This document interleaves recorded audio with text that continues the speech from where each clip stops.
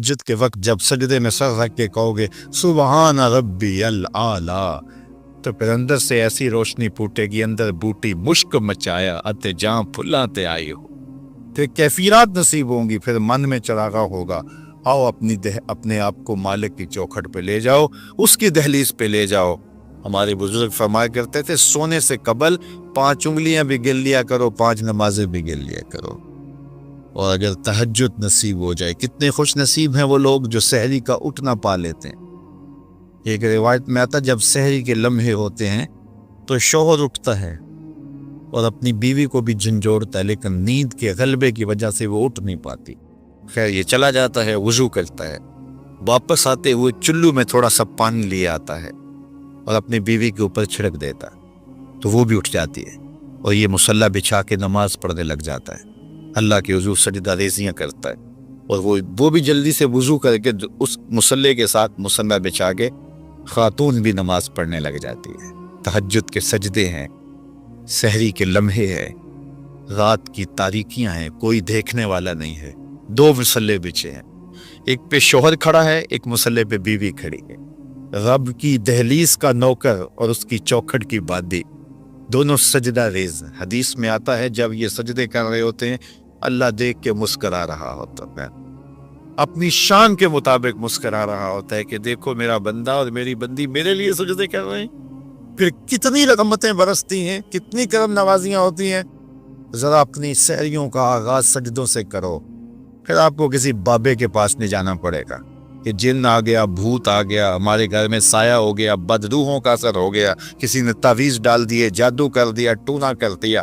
तहज्जुद के सजदों से अपने मुसल्लों को आबाद तो करके देखो, तुम्हारे घर पे छम छम रहमतों का नज़ूल होगा, करब नवाजियाँ उतरेंगी तुम्हारे घर के अंदर, नवार बरसेंगे। आओ उसकी चौखट पे आओ, उसकी करम नवाजियों के रंग देखो कि वो कितने करम नवाजियाँ करता है। फिर रिज़्क़ के दरवाजे भी खुलेंगे तुम्हारे लिए, रहमतों के दरवाजे भी खुलेंगे, सुकून और तमानियत के दरवाजे भी खुलेंगे, अंदर से रोशनी फूटेगी। तो कहा हर जान ये देखे उसने आने वाले कल के लिए आगे क्या भेजा है। फिर कहा वत्तकुल्लाह, और अल्लाह से डर जाओ। फिर दोबारा वही तलकीन ही।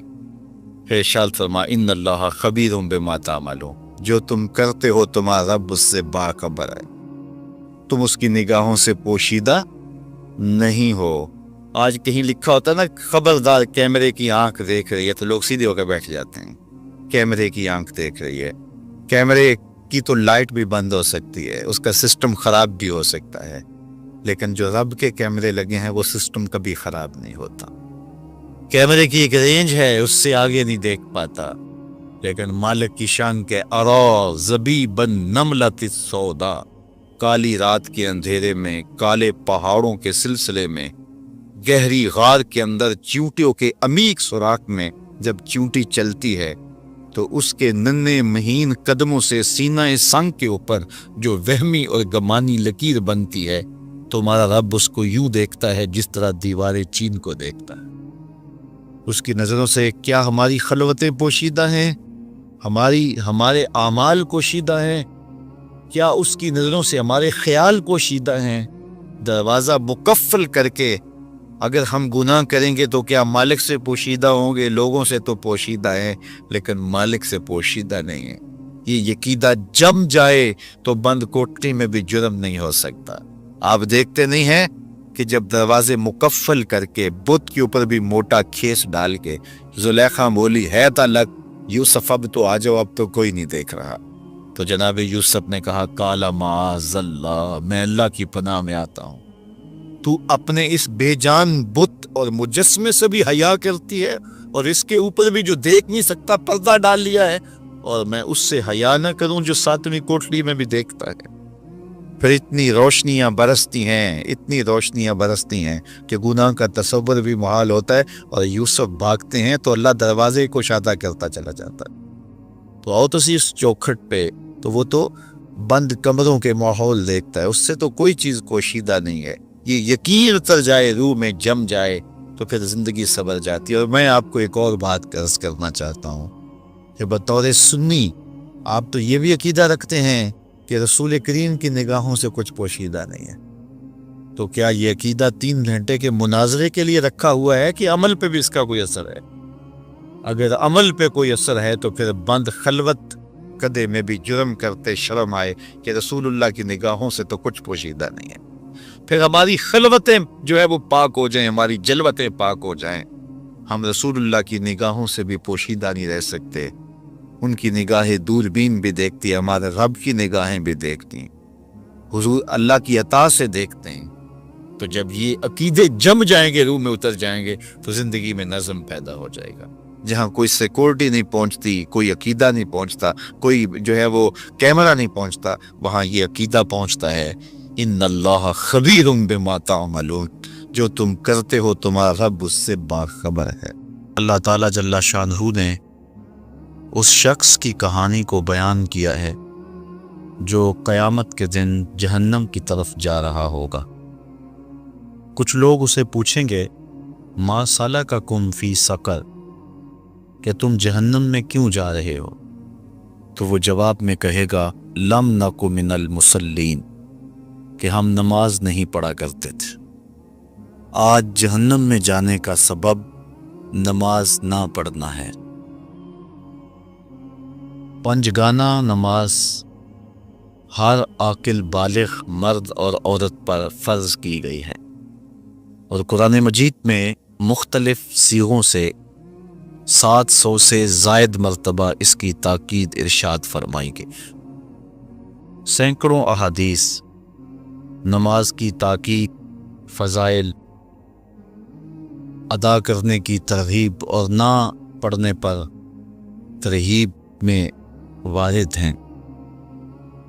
اگر کوئی شخص نماز کا انکار کرتا ہے تو وہ دائرہ اسلام سے خارج ہے، لیکن اگر کوئی سستی کی وجہ سے نماز نہیں پڑھتا، صرف سستی کی وجہ سے نہیں پڑھتا، اللہ کا حکم جانتا ہے، اس کو کہا جائے آؤ نماز کو، تو وہ آگے سے مذاق نہیں کرتا یا نماز کا تمسخر یا استحقار نہیں کرتا، بلکہ بس اپنی سستی کی وجہ سے مسجد میں نہیں آتا۔ جو نماز کو ہلکا جانے، خفیف جانے، وہ بھی دائرہ اسلام سے خارج ہے اور کافر ہے۔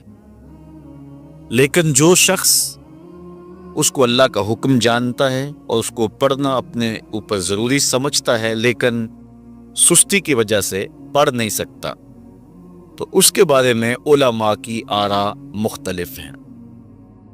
حضرت امام اسحاق اور حضرت امام احمد رضی اللہ تعالی عنہما آپ تو فرماتے ہیں کہ ایسا شخص کافر ہے اور اس کو قتل کرنا واجب ہے۔ حضرت امام مالک کا قول ہے کہ، اور امام شافعی کا بھی یہی قول ہے، وہ بھی کہتے ہیں کہ اس کو قتل کیا جائے گا اور بطور حد قتل کیا جائے گا۔ حضرت امام اعظم امام ابو حنیفہ علیہ رحمہ آپ فرماتے ہیں کہ بے نمازی کو قتل نہیں کیا جائے گا، بلکہ اس پر تعزیر نافذ ہوگی۔ یہ حاکم وقت کی ثواب دید پر ہے کہ وہ اس پر کیا سزا دیتا ہے، اور فرمایا اس کو 7 قید کیا جائے گا اور توبہ کے لیے اس کو زور دیا جائے گا۔ اگر وہ توبہ کر لے تو اس کو قید سے باہر نکال لیا جائے گا، ورنہ اس کو قید رکھا جائے گا۔ صحابہ کہتے ہیں کہ ہم کسی عمل کے تارک کو کافر نہیں سمجھتے تھے سوائے نماز کے تارک۔ اور آقا کریم علیہ السلام کا ایک فرمان ہے، من ترک الصلاۃ متعمدا فقد کفر جہارا، جس نے جان بوجھ کے نماز چھوڑی اس نے اعلانیہ کفر کیا۔ امام اعظم امام ابو حنیفہ علیہ رحمہ وہ فرماتے ہیں کہ یہ حدیث محل ترہیب میں ہے، گویا اس نے کافروں والا کام کیا، اس لیے آپ یہ فتویٰ دیتے ہیں کہ اس کو قید کیا جائے گا اور نماز کی پابندی کا زور دیا جائے گا، اور وہ توبہ کرے تو اس کو چھوڑ دیا جائے گا۔ لیکن باقی ائمہ بعض کہتے ہیں اس کو حداً قتل کیا جائے، اور امام اسحاق اور امام احمد کہتے ہیں اس کو قتل کرنا واجب ہے۔ تو بے نمازی جو اللہ کے حکم کی پابندی سستی کی وجہ سے نہیں کرتا، یہ اس کے لیے حکم ہے۔ جو شخص تحقیر کرتا ہے نماز کی، ہلکا جانتا ہے، تمسخر اڑاتا ہے یا اس کا انکار کرتا ہے، تو اس کے بارے میں علماء کے اندر کوئی اختلاف نہیں ہے۔ وہ ائمہ اربعہ کے نزدیک کافر ہے، دارہ اسلام سے خارج ہے، مرتد میں، لیکن سستی کی وجہ سے نماز نہ پڑھنے والا، اس کے بارے میں علماء کا یہ موقف ہے۔ حضرت غوث اعظم الشیخ سید عبد القادر جیلانی علیہ رحمہ آپ فرماتے ہیں کہ بے نمازی کو مسلمانوں کے قبرستان میں دفن نہ کر۔ حضرت سلطان باہو علیہ رحمہ آپ کا قول ہے کہ بے نمازی سے خنزیر بھی پناہ مانگتا ہے۔ حضرت شیخ سعدی شیرازی فرماتے ہیں بے نمازی کو قرض نہ دو، جو اللہ کا قرضہ ادا نہیں کرتا تمہارا قرض کیسے لٹائے گا۔ اب آئیے ہم حضور علیہ السلام کے فرامین دیکھتے ہیں اس حوالے سے۔ حضرت جابر بن عبداللہ انصاری رضی اللہ تعالی عنہ سے مروی ایک روایت جس کو امام ابو داؤد نے روایت کیا، امام نسائی نے روایت کیا، دیگر محدثین نے روایت کیا۔ آقا کریم نے ارشاد فرمایا بین الرجل و بین الکفر ترک الصلاۃ، آدمی اور کفر کے درمیان ترک صلاۃ ہے، یعنی بندہ مومن اور بندہ کافر کے درمیان ترک صلاۃ ہے۔ جو نماز پڑھتا ہے وہ مومن ہے، اور جو نماز نہیں پڑھتا تو وہ کافروں والا کام کرتا ہے، یا دیگر ائمہ کے نزدیک وہ کافر ہے۔ یہ ترہیباً نہیں بلکہ یہ حکم ہے۔ اور حضرت نبی رحمت صلی اللہ علیہ وسلم کا ایک دوسرا فرمان ان الفاظ کے ساتھ ہے بین الرجل و بین الشرک والکفر ترک الصلاۃ، شرک و کفر اور بندہ مومن کے درمیان نماز ترک کرنا ہے۔ حضرت امام ابن ماجہ نے ان الفاظ کے ساتھ روایت کو نقل کیا ہے بین الکفر والایمان ترک الصلاۃ، ایمان اور کفر کے درمیان نماز کا ترک کرنا ہے۔ اور آقا کریم علیہ السلام کا وہ فرمان جو حضرت انس سے مروی ہے، جس کو طبرانی نے اپنی موجم میں لکھا، بھی آپ کے سامنے میں نے رکھا، کہ حضور نے فرمایا من ترک الصلاۃ متعمدا فقد کفر جہارا، جس نے جان بوجھ کے نماز چھوڑی اس نے اعلانیہ کفر کیا۔ حضرت ابو ہریرہ رضی اللہ تعالی عنہ سے ایک روایت ہے کہ وہ فرماتے ہیں لا سہم فی الاسلام لمن لا صلاۃ ولا صلاۃ لمن لا وضوء لہ، کہ اس شخص کا اسلام میں کوئی حصہ نہیں ہے جو نماز نہیں پڑھتا، اور اس شخص کا نماز میں کوئی حصہ نہیں ہے جو وضو نہیں کرتا۔ وضو کے بغیر نماز نہیں ہوتی، اور نماز کے بغیر اسلام نہیں ہوتا۔ اور اسی روایت کو بالفاظ دیگر حضرت عبداللہ ابن عمر رضی اللہ تعالی عنہ نے حضور سے یوں روایت کیا ہے، طبرانی نے اپنی موجم میں اس کو لکھا لا ایمان لمن لا امانتہ ولا صلاۃ لمن لا طہور لہ ولا دین لمن لا صلاۃ لہ۔ حضور فرمایا کہ اس شخص کا ایمان نہیں جس میں امانت نہیں، اور اس شخص کی نماز نہیں جس کو پاکیزگی حاصل نہیں، اور اس شخص کا دین نہیں جس کو نماز نصیب نہیں۔ حضرت امام ابن ماجہ نے اس روایت کو اپنے الفاظ کے ساتھ روایت کیا ہے۔ حضرت بریدہ رضی اللہ تعالیٰ عنہ اپنے باپ سے روایت کرتے ہیں اور وہ حضور سے روایت کرتے ہیں۔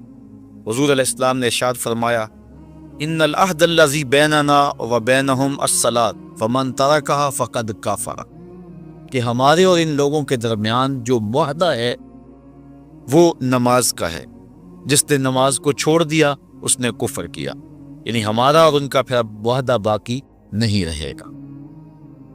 حضرت امام بخاری نے روایت نقل کی ہے، حضور نے ارشاد فرمایا من ترک الصلاۃ العصر فقد حبط اعمالہ، جس نے عصر کی نماز چھوڑی اللہ اس کے سارے عمل برباد کر دیتا۔ حضرت ابو ہریرہ رضی اللہ تعالی عنہ سے روایت ہے جس کو امام ابن ماجہ نے اور امام نسائی نے روایت کیا ہے، وہ حضور سے روایت کرتے ہیں، بڑی مشہور روایت ہے۔ حضور نے ارشاد فرمایا ان اول ما یحاسب به العبد بصلاته فان صلحت فقد افلح وانجح وَإِن فَسَدَتْ فَقَدْ خَابَ وَخَسِرَ۔ فرمایا قیامت کے دن بندے سے سب سے پہلا حساب نماز کا لیا جائے گا۔ اگر اس کی نماز ٹھیک ہو گئی تو وہ فلاح پا گیا، اگر پہلا تول ٹھیک آ گیا تو وہ کامیاب ہے، وَأَنجَحَ اور نجات پا گیا، وَإِن فَسَدَتْ فَقَدْ خَابَ وَخَسِرَ اور اگر پہلا تول ہی ٹھیک نہ ہوا تو پھر وہ ذلیل و رسوا ہو گیا۔ حضرت عبادہ بن صامت رضی اللہ تعالیٰ عنہ سے ایک طویل روایت ہے، وہ کہتے ہیں کہ حضور علیہ السلام نے مجھے 7 چیزوں کا حکم دیا، مجھے وصیت کی کہ ان 7 کاموں کو کرنا ہے۔ ان کے اندر جو دوسری چیز تھی وہ حضور نے یہ ارشاد فرمائی، وَلَا تَتْرُكُوا الصَّلَاةَ مُتَعَمِّدِينَ فَمَن تَرَكَهَا مُتَعَمِّدًا فَقَدْ خَرَجَ مِنَ الْمِلَّةِ کہ جان بوجھ کے کبھی نماز نہ چھوڑنا، جس نے نماز چھوڑی وہ ملت اسلامیہ سے نکل گیا۔ اور حضرت معاذ بن جبل رضی اللہ تعالی عنہ سے بھی ایک طویل روایت ہے کہ حضور نبی رحمت صلی اللہ علیہ وسلم نے ان کو 10 وصیتیں کی تھی۔ حصول برکت کے لیے یہ ساری حدیث میں آپ کے سامنے رکھ دیتا ہوں۔ کہتے ہیں اوصانی رسول اللہ صلی اللہ علیہ وسلم بعشر کلمات، حضور نے مجھے 10 باتیں ارشاد فرمائیں، حکمت سے بھری اور رحمتوں سے بھری ہوئی ایک ایک بات ہے، ان کے بول بہاروں جیسے اور اصحاب ستاروں جیسے۔ تو اتنا خوبصورت کلام، لہو خورشید کا ٹپکے اگر ذرے کا جگر چیے۔ حضور نے 10 باتیں حضرت معاذ بن جبل رضی اللہ تعالی عنہ کو بطور وصیت ارشاد کی۔ کہتے ہیں کالا، حضور نے مجھے کہا، ارشاد کیا، لا تشرک باللہ شیئا وَإِن قُتِلْتَ وَحُرِّقْتَ، اللہ کے ساتھ کسی کو شریک نہ ٹھہرانا، اگرچہ تجھے قتل بھی کیا جائے اور تجھے آگ میں جلا بھی دیا جائے، کبھی بھی اللہ کے ساتھ شریک نہ ٹھہرانا۔ دوسری بات حضور نے مجھے یہ ارشاد فرمائی، وَلَا تَعْصِ وَالِدَيْكَ وَإِنْ أَمَرَاكَ أَن تَخْرُجَ مِنْ أَهْلِكَ وَمَالِكَ، کہ اپنے والدین کی کبھی نافرمانی نہ کرنا، اگرچہ تجھے حکم دیں کہ اپنے مال کو اور اپنے بچوں کو لے کے گھر سے نکل جا، تو کہا یہ کر لینا، نکل جانا، لیکن والدین کی نافرمانی نہ کرنا۔ تیسری بات حضور نے ارشاد فرمائی، وَلَا تَتْرُكَنَّ صَلَاةً مَكْتُوبًا مُتَعَمِّدًا فَإِنَّ مَن تَرَكَ صَلَاةً مَكْتُوبَةً مُتَعَمِّدًا فَقَدْ بَرِئَتْ مِنْهُ ذِمَّةُ اللَّهِ۔ فرمایا اے معاذ بن جبل، فرض نماز جان بوجھ کر کبھی بھی نہ چھوڑنا، زندگی میں کبھی نہ ہو کہ تجھ سے فرض نماز چھوٹے، اس لیے کہ جس نے فرض نماز جان بوجھ کے چھوڑ دی، اللہ اس کے رسول نے اس سے اپنا ذمہ اٹھا لیا۔ اب وہ جدھر مرضی جائے، اللہ نے جو ذمہ لیا ہوا ہے مومن کا، اللہ اٹھا لیتا ہے۔ چوتھی چیز حضور نے جو ارشاد فرمائی، وَلَا تَشْرِبَنَّ خَمْرًا فَإِنَّهُ رَأْسُ كُلِّ فَاحِشَةٍ، اے معاذ بن جبل، زندگی میں کبھی بھی شراب نہ پینا، ہر بے حیائی کی جڑ ہے اور بنیاد ہے شراب۔ پانچویں چیز کہتے ہیں حضور نے جو مجھے ارشاد فرمائی وہ یہ تھی، وَإِيَّاكَ وَالْمَعْصِيَةَ فَإِنَّ بِالْمَعْصِيَةِ حَلَّ سَخَطُ اللَّهِ، کہا کبھی اللہ کی نافرمانی نہ کرنا، اللہ کی نافرمانی سے اللہ کی ناراضگی مول لینے والی بات ہے، اللہ تعالیٰ کی معصیت سے اس کی ناراضگی جائز ہو جاتی ہے، حلال ہو جاتی ہے۔ اور چھٹی چیز کہتے ہیں حضور نے یوں ارشاد فرمائی، وَإِيَّاكَ وَالْفِرَارَ مِنَ الزَّحْفِ وَإِنْ هَلَكَ النَّاسِ، کہا جب محاذ پہ ڈٹا ہونا تو کبھی پیٹھ نہ پھیرنا، اگرچہ لاشیں جو ہیں وہ گر رہی ہوں اور لوگ ہلاک ہو رہے ہوں، سارے لشکر کے ہلاک ہو جانے کا ڈر بھی ہو، لیکن کہا معاذ بن جبل میں تمہیں وصیت کرتا ہوں کبھی پیٹ پھیر کے بھاگنا نہیں ہے۔ حضور نے کہتے ہیں مجھے جو 7ویں چیز ارشاد فرمائی وہ یہ تھی، وَإِنْ أَصَابَ النَّاسَ مَوْتٌ فَاصْبُتْ، اگر تو کسی ایسے علاقے میں رہتا ہو جہاں موت آ جائے، کوئی بیماری آ جائے موت والی، تو علاقہ چھوڑ کے بھاگنا نہ، وہیں رہنا، تیری قسمت میں زندگی ہوئی تجھے کوئی موت دے نہیں سکتا۔ اور اگر موت تیرے لیے لکھی گئی ہے تو جہاں مرضی چلا جائے تو موت سے بچ نہیں سکتا، اس لیے ایسے مقام سے بھاگ کر نہ جانا، وہیں ڈٹے رہنا اور وہیں رکے رہنا۔ آٹھویں چیز کہتے ہیں حضور نے مجھے ارشاد فرمائی، وَأَنفِقْ عَلَىٰ أَهْلِكَ مِن طَوْلِكَ، کہا اللہ نے تجھے جو وسعت دی ہے، تجھے جو مال دیا ہے، اس کو اپنی اولاد پر کھل کے خرچ کرنا، اپنی اولاد سے بخل نہ کرنا، اولاد کے معاملے کے اندر جہاں ان کی ضرورت ہو اس کو کھل کے پورا کرنا ہے۔ اور حضور نے نویں بات جو ارشاد فرمائی وہ یہ تھی، وَلَا تَرْفَعْ عَنْهُمْ عَصَاكَ أَدَبًا، اپنی اولاد کو ادب سکھانے کے لیے ڈنڈا نہ چھوڑنا، عصا ہمیشہ لٹکا کے رکھنا، کوڑا باندھ کے رکھنا۔ اور 10ویں چیز کہتے ہیں حضور نے جو مجھے ارشاد فرمائی، وَأَخْفِهِمْ فِي اللَّهِ، اپنی اولاد کے دل میں اللہ کا خوف ڈالتے رہنا، اللہ کا ڈر پیدا کرنا اپنی اولاد کے اندر۔ تو نے اپنی اولاد کو یونیورسٹی اور کالجوں تک پہنچایا، بیرون ملک سے بھی تعلیم دلوائی، لیکن اللہ کا خوف نہ سکھایا۔ اللہ کا خوف سکھانا اپنی اولاد کو، ایسے لوگوں کی صحبت میں بٹھانا جن کی صحبت میں بیٹھ کر اللہ کا خوف پیدا ہو جائے، ان کو ایسی کتابیں لا کے دینا کہ جن سے خشیت الہی ان کے سینے میں پیدا ہو۔ اگر تو نے سب کچھ دے دیا، عالی نسب بنگلے دے دی اپنی اولاد کو، تو نے جو ہے وہ بہت اچھی تعلیم دلوا دی اپنی اولاد کو، دنیاوی سوسائٹی کے اندر ان کا وقار بہت بلند ہو گیا، تو نے سب کچھ دے دیا اپنی اولاد کو، اللہ کا خوف نہیں دیا تو کچھ بھی نہیں دیا۔ تو حضور نے جو 10ویں وصیت حضرت معاذ بن جبل کو کی وہ یہ ہے کہ انہیں اللہ سے ڈراتے رہنا، اللہ تعالیٰ کا خوف، ان کی خشیت ان کے سینے میں پیدا کرنا۔ اللہ اکبر۔ حضور کا ایک اور فرمان سنیے، حضور نے فرمایا کہ جو شخص نماز چھوڑتا ہے، ایک طویل حدیث ہے جس کا یہ حصہ ہے، وَكَانَ يَوْمَ الْقِيَامَةِ مَعَ قَارُونَ وَفِرْعَوْنَ وَحَامَانَ وَأُبَيِّ بْنِ خَلَف، جو نماز ترک کرتا ہے قیامت کے دن قارون کے ساتھ، فرعون کے ساتھ، حامان کے ساتھ اور ابی ابن خلف کے ساتھ کھڑا کر دیا جائے گا۔ جس صف میں اللہ کے دشمن کھڑے ہوئے ہوں گے، بے نوازی کو بھی اس صف میں کھڑا کر دیا جائے گا۔ کتنی رسوائی، کتنی ذلت ہے۔ کوئی بندہ یہ گوارا کرتا ہے کہ مجھے اس صف میں کھڑا کر دیا جائے جس پہ دشمنان خدا کھڑے، دشمنان رسول کھڑے ہو، میری کوئی بہن، میری کوئی بیٹی کیا یہ گوارا کر سکتی ہے کہ اس کو حضور پہ کانٹے پھینکنے والی ام جبیل کے ساتھ کھڑا کر دیا جائے، اس کو حضور کو اذیت دینے والی عورتوں کے ساتھ کھڑا کر دیا جائے؟ نہ میری کوئی بہن اور نہ کوئی میری ماں اس بات کو گوارا کرتی۔ تو جب ہم یہ گوارا نہیں کرتے تو پھر ہمیں عزم کرنا چاہیے کہ آج کے بعد نماز نہیں چھوڑنی ہے۔ تو آئیے میں اور آپ اپنی زندگی کو ایک نظم میں لائیں۔